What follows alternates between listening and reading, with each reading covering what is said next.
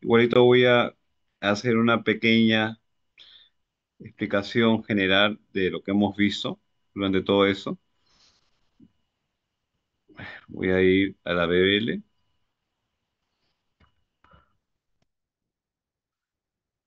para que ustedes finalmente puedan entender lo que viene a ser la lógica de haber estudiado todo este curso de gestión de portafolio. Ahora que ya han podido desarrollar herramientas básicas de todo esto, lo importante es siempre hacer un seguimiento del mercado, que es algo que seguramente han podido revisar en el curso de mercado de capitales, pero para poder estar enfocado en el caso peruano, es importante siempre revisar esa clase de informes que tenemos en la bolsa. Por ejemplo, ustedes acá, cuando entramos siempre encontramos lo que va a ser el número de operaciones, el monto negociado, cosa que ustedes no han replicado para lo que es esa parte del curso. Pero cuando queremos hacer íntegramente el análisis de inversiones, también tenemos que referirnos al monto negociado, no solamente al precio ni la variación que se da cada día. ¿Por qué? Porque el monto negociado, si bien la frecuencia de negociación nos puede a simple vista señalar cuánto es la presencia que tiene en el mercado, el volumen nos determina finalmente cuánto es la cantidad que desembolsan por esa acción. ¿Qué quiere decir esto? Que entre mayor sea la cantidad negociada por ese activo financiero, mayor es el apetito también por querer incurrir en ese grado de inversiones. Entonces, cuando estamos hablando de esos montos elevados, es importante considerar que estamos también enfocando a inversionistas institucionales.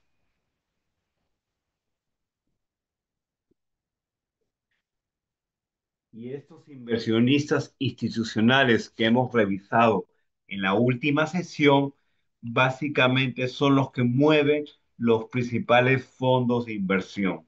Así que para no estar recapitulando cada uno de esos componentes generales de todo lo que refiere al mundo de las inversiones por tipo de inversionistas, tenemos que tener en cuenta que los institucionales en este caso representan siempre los que van a mover los mercados de capitales, no solamente en el caso peruano, sino en el caso mundial, porque ellos son los que tienen el mayor movimiento en lo que es ese tipo de volumen que llamamos monto negociado.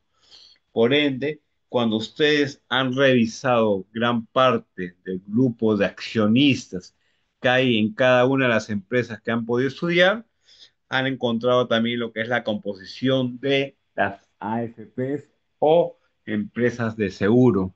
¿Por qué? Porque estos fondos de seguros, como la habíamos revisado en la penúltima clase teórica, tienen que justamente justificar lo que es el tema de capitalizarlo a través del mercado de capitales. E igual es el mecanismo que emplean las diferentes AFPs. Esas AFPs que capitalizan basado en ese movimiento de acciones que realizan dentro de la bolsa limeña, ya que los movimientos que pueden ejecutar hacia el exterior tienen un límite establecido. Por eso que también les había indicado que hay que establecer siempre un margen que esté dedicado íntegramente en el caso peruano y otras para el caso extranjero, ¿no? Que es incurrir en Wall Street o en el MILA. Ustedes van a decir también qué es el MILA en este caso. El MILA compone las principales bolsas latinas, que en este caso es el bloque de Perú, Chile y Colombia, que en este caso es una unión de por medio. Entonces, si yo veo acá esa información justamente de lo que es de la bolsa, ustedes van a poder justamente ver claramente que aquí tengo otra forma de visualizar otro tipo de acciones, pero diferentes vistas, no solamente con las que tienen la mayor presencia durante el día, porque la primera foto que nosotros tenemos cuando abrimos esa página es íntegramente solamente ver el movimiento diario. Y recuerde bien, incluso un grupo lo hizo, que las inversiones para poder tener una recuperación siempre tiene que ser en periodos largos, que sea un día algo atractivo, no me va a generar expectativa de poder crecer a través de lo que es rentabilidad. Siempre voy a evaluar el histórico de por medio. Entonces, también les había comentado desde el inicio de la clase que es importante comparar lo que son los precios devolutivos. Cuando me refiero a evolutivo, no solamente hablo de la historia del crecimiento de la acción, sino también darnos cuenta de cómo ha mejorado el tema de la frecuencia de negociación y todo ello. Porque básicamente tenemos que diferenciar primeramente el tema de lo que es crecimiento de rentabilidad. Si la acción viene cayendo constantemente, no va a ser muy atractivo mantenerla dentro del portafolio. Por eso que aquí, por ejemplo, estamos viendo que todas esas acciones están expresada siempre con un mnemónico, que es lo que también quiero que se familiaricen con ese término. El mnemónico es lo que ustedes han encontrado en la información de la acción que cotiza en bolsa, es decir, las siglas que identifican al momento de querer hacer compra o venta de este clase de activo. Entonces, cuando yo quiero ir a una sociedad de gente de bolsa, directamente no voy a ir con que quiero adquirir Alicor. Un conocedor va a decir, yo quiero adquirir la acción de Alicor C1. ¿Y por qué no Alicor I1? Recordando bien, Alicor C1, como su nombre lo dice, es comunes y Alicor I1 es inversión. Las acciones comunes, por lo general, tienen la mayor frecuencia de negociación en la bolsa de valores, pero hay excepciones de que los valores, en este caso, que son de inversión, tienen más bien la otra posición que genera un mayor movimiento dentro de ello, como Corporación Acero Arequipa, entre otras. Entonces ya siempre les había indicado que para poder determinar cuál de ellos es elemental, el que tenga la mayor frecuencia de negociación. Esa es la que se genera como parte de la medición al momento de querer adquirir el activo y poder cuantificar su valor a largo plazo. Entonces, como les había dicho, en la clase del WAC, básicamente lo que veíamos, voy a abrir un Excel aquí, es lo siguiente. Si es que se han confundido, cómo realizar el ejercicio.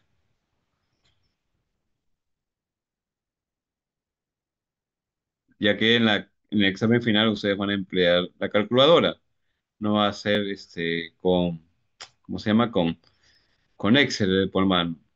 El Excel en ese momento no va a emplearse, ya que ustedes tienen que considerar que el tiempo también va a ser en contra, ya que va a durar aproximadamente 70 minutos.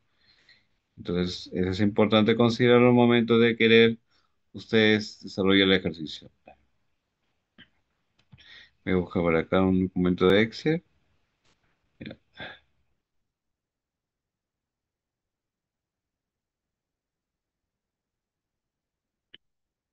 no, un momento, por favor.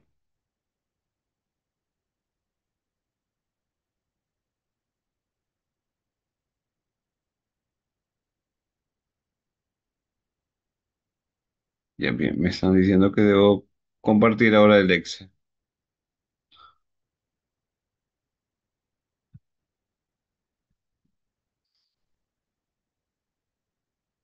Bien, acá tengo el Excel. Voy a abrirlo. Bien. Entonces, imaginemos que tengo la acción de la empresa BBC1. Es un invento, por si acaso. BBC1, cuyo precio de mercado es de 1,70. El precio que se ha establecido para lo que es su teórico en este caso es de 1,95. Entonces el precio de mercado y ese es el precio teórico.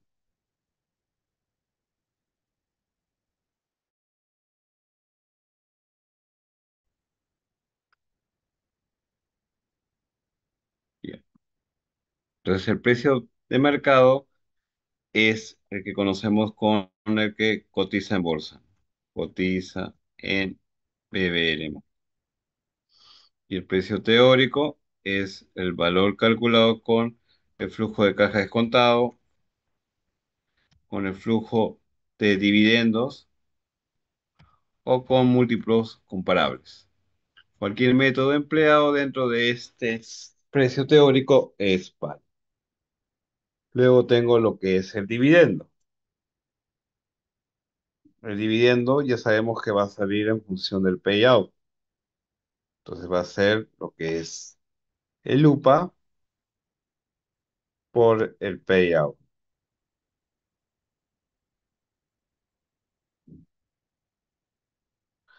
Imaginando que el UPA en este caso sea de 0. Vamos a poner acá un dato. UPA 0,50 y el payout sea de 60%.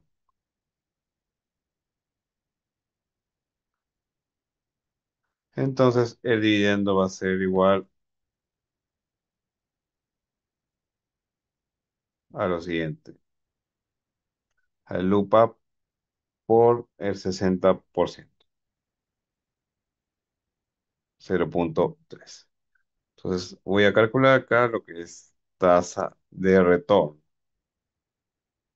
La tasa de retorno va a ser igual a lo siguiente, al precio teórico más el dividendo sobre el precio de mercado,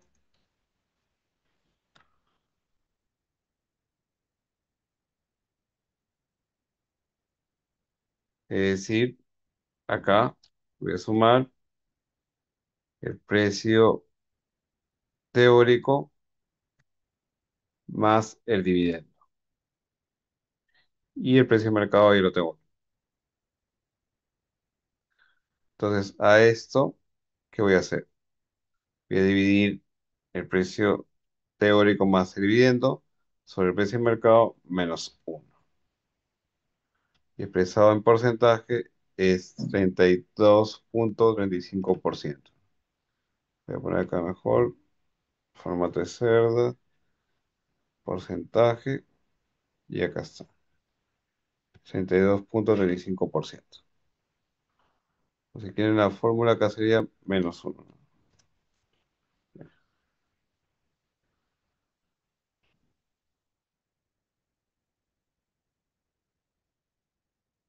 Y luego tengo que compararlo con lo que es el WACC. El WACC ya sabemos cómo lo calculamos. Así que en este caso, para no complicarnos con el tiempo por ser un examen final, esa- ese WACC va a ser solamente en dólares. Así que ustedes van a calcular solamente el WACC en dólares y va a ser una acción que cotiza en Estados Unidos. Entonces, aquí, por ejemplo, que el WACC sea de 20%. Entonces, acá voy a analizar la viabilidad de invertir en BBCU. La condición es si la tasa de retorno es mayor al WACC, entonces debo proceder con la inversión.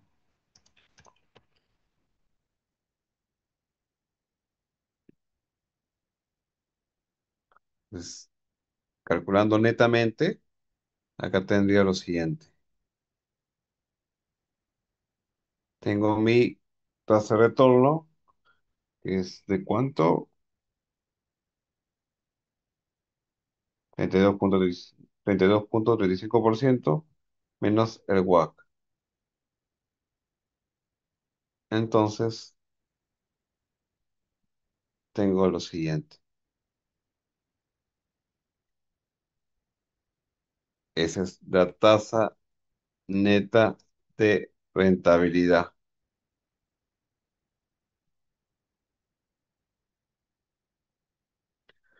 porque es la tasa neta de rentabilidad. Finalmente, ustedes ya han calculado que hay una tasa de retorno general de todo esto de la inversión. Pero ¿qué pasa en los mercados? ¿Qué es lo que ocurre diariamente? Que al momento de nosotros seleccionar un activo, estamos dejando de percibir rentabilidad por haber eh, enfocándonos solamente en esa clase de de activo financiero, ¿no? He podido optar, por ejemplo, por activos de la empresa CC1, DD1, un bono o un commodity, etcétera. Pero al momento de lo que yo deseo generar mayor ganancia, porque mi intuición a veces puede ser equivocada o acertada, entonces me conlleva a fijarme en el activo que tiene mayor presencia en el mercado, que ustedes ya han visto, basado en la frecuencia de negociación o también en lo que es el retorno histórico.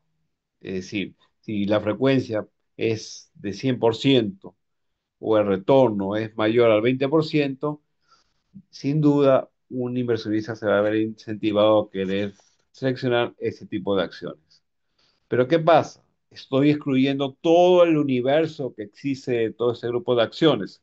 Entonces, al momento de cercarme por uno de ellos, estoy dejando de poder percibir esa rentabilidad que habría obtenido por otro grupo de acciones. Entonces, ¿qué involucra esto?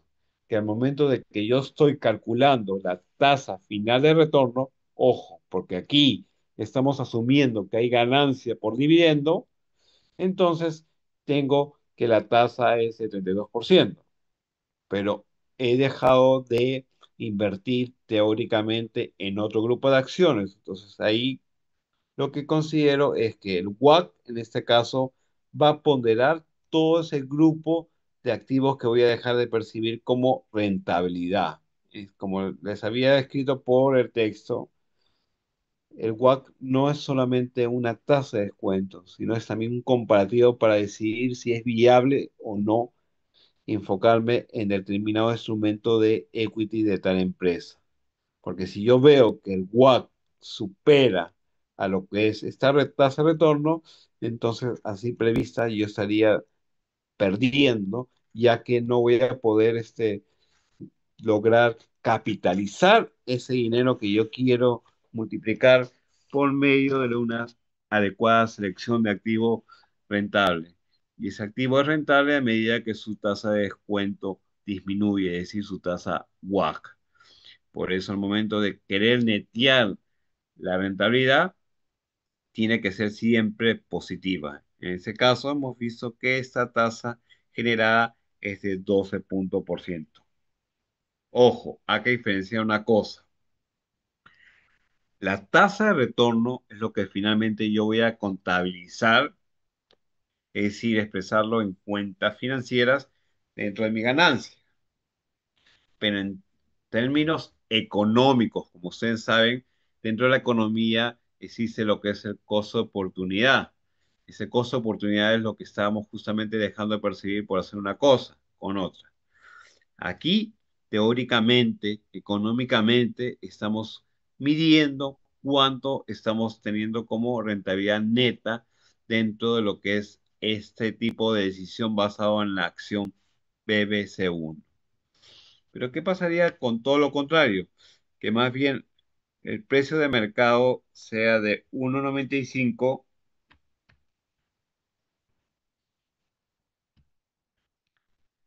y el precio teórico sea apenas de 2 soles. Cambia el panorama automáticamente. ¿Por qué? El precio teórico es muy cercano al precio de mercado, es decir, no se encuentra sobrevalorada la acción, cotiza en función a lo que realmente va a generar como flujos a futuro. Pero ¿qué pasa con respecto a lo que es la tasa de descuento? No ha variado. ¿Por qué? Porque esa tasa de descuento está básicamente ponderada con todos los activos que dejamos de percibir rentabilidad. Entonces, al momento de haber hecho este nuevo ajuste, no, más que todo nuevo ajuste, otro escenario, vemos que aquí la tasa de descuento supera la tasa de retorno. Por ende, yo voy a estar generando pérdida al momento de invertir dentro de esta inversión. Usted me va a decir, pero ¿por qué pérdida, profesor? Si igual tenemos una ganancia de 17,95%. Sí, pero estamos básicamente por el lado de lo que es el dividendo. Si el dividendo sea igual a cero, imaginemos que el payout sea 0%, ¿cuánto sería la ganancia? 2,56%. Aquí se amplía aún más la brecha de lo que es el WACC frente a la tasa de retorno, porque básicamente lo que estamos aquí cuantificando es que yo no estoy generando ganancia por el activo de BC1 y más bien estoy dejando de percibir rentabilidad por otra clase de activos que estoy ponderando dentro de esa tasa de descuento.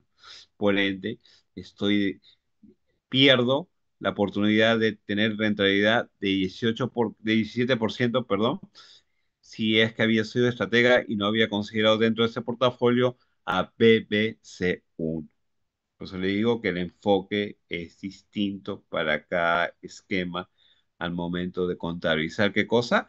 La diferencia que hay la brecha del precio teórico con el precio de mercado, el tema del dividendo y el tema de la tasa de descuento. Entonces acá estamos jugando varias variables que hay dentro de lo que hemos estudiado. Entonces el primer punto es el precio teórico. El segundo punto es el dividendo. Y el tercero va a ser la tasa de descuento. ¿Qué quiere decir esto? Que si el precio teórico yo lo calculo inadecuadamente, automáticamente me va a eliminar la posibilidad de estimar correctamente la ganancia o pérdida futuro. El dividendo es parte de la ganancia de la empresa. Si esa empresa tiene pérdidas en los últimos años, ¿cómo va a generar un dividendo? No tendría sentido, porque las utilidades que deberían ser positivas están más bien siendo una carga dentro de la empresa. Entonces, no podría repartir dentro de esa política que ellos establecen. Entonces, no es que te tengan que endeudar o no, o tienes dinero o no para repartir. Esa es la lógica. No puedes repartir algo que no existe.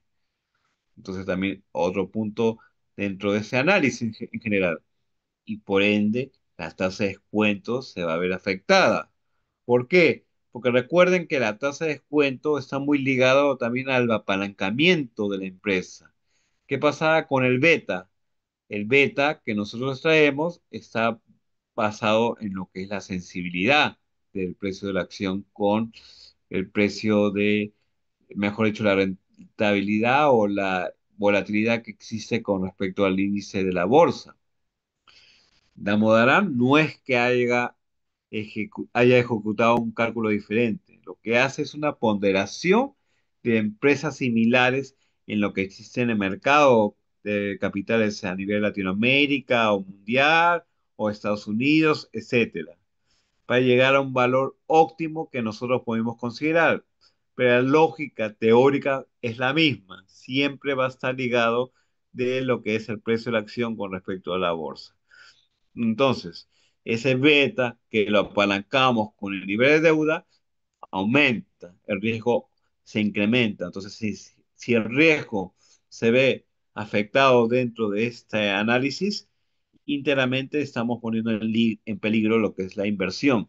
Ahí viene el tema de que la tasa de descuento también responde a lo que es el tema de un alto nivel de castigo para el valor de la empresa. ¿Por qué va a decir castigo, profesor? Porque efectivamente, ¿cómo generas valor a una empresa? Logrando una eficiencia en los gastos, un nivel de crecimiento óptimo de ventas. Eso te permite obtener dinero, cash. Ese cash a la vez se traduce para lo que es cumplimiento de obligaciones. Si cumples con las obligaciones, disminuyes tu pasivo, por ende el endeudamiento baja. Y si baja, el beta también disminuye y el riesgo también de por medio. Entonces la tasa de descuento también va a estar en menor cuantía. Ese es el efecto. Entonces va a ser más rentable la empresa cuando lo medimos también en términos financieros. Por eso que es importante que ustedes al momento de querer comparar este esquema de lo que es ganancia con lo que es el tema de las finanzas corporativas, es que darse cuenta que todo lo que ustedes han analizado no es en vano. El tema de los indicadores financieros tienen que nutrir a los indicadores bursátiles y a las valorizaciones. Si en un momento ustedes quieren incursionar en el mundo de las inversiones o las finanzas corporativas, siempre tienen que estar los ratios de por medio para sustentar todo ello. Entonces, un punto que les voy a mencionar dentro de lo que fue las exposiciones es que dentro de lo que son indicadores financieros no supieron ligar gran parte de cómo era la manera de poder hacer atractiva la venta de la acción, es decir, incentivar a que los inversionistas adquieran esa acción dentro de su portafolio. Porque si yo veo que hay crecimiento de ventas, hay una alta rentabilidad y un bajo nivel de endeudamiento, entonces voy a considerar que es óptimo poder incentivar la inversión en ese tipo de empresa. Por eso que les digo, al momento de contabilizar el tema de la tasa de descuento, es importante que tengan en cuenta lo que es aquí el endeudamiento. Endeudamiento que está ligado justamente con la capacidad de las obligaciones financieras. El endeudamiento está íntegramente vinculado con las obligaciones financieras y con los proveedores.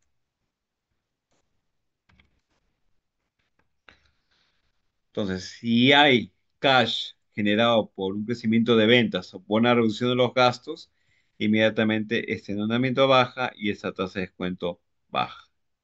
Pero también recordando que si esta acción tiene poca presencia en la bolsa de valores, inmediatamente ¿qué va a generar en mi portafolio? Que no haya una posibilidad de que el precio del precio teórico pueda ser mayor al precio de mercado, entonces esa brecha se ve reducida.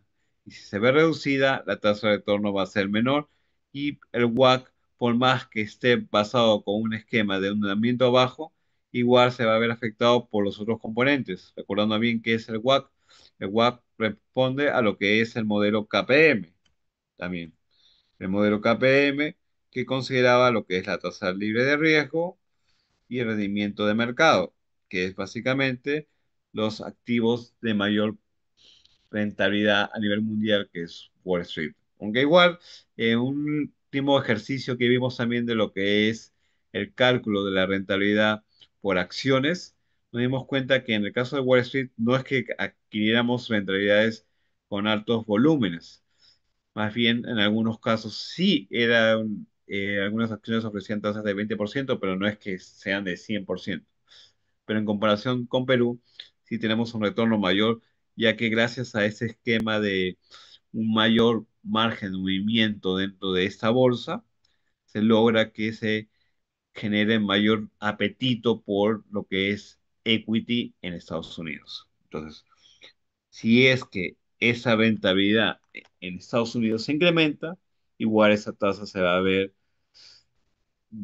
se va a incrementar, va a ir con la misma lógica, porque yo estoy invirtiendo en Perú y estoy dejando de percibir rentabilidad en un portafolio que puede ser íntegramente de acciones de Wall Street. ¿Cómo se logra mejorar esto? Es, por un lado, la frecuencia de negociación y, por otro aspecto, el tema de lo que es las finanzas de la empresa. Como view general, para que entiendan ese ejercicio que hemos visto, es que es importante ver que para lograr que un precio teórico se incremente en relación al precio de mercado, va a responder íntegramente de la evolución financiera de la empresa.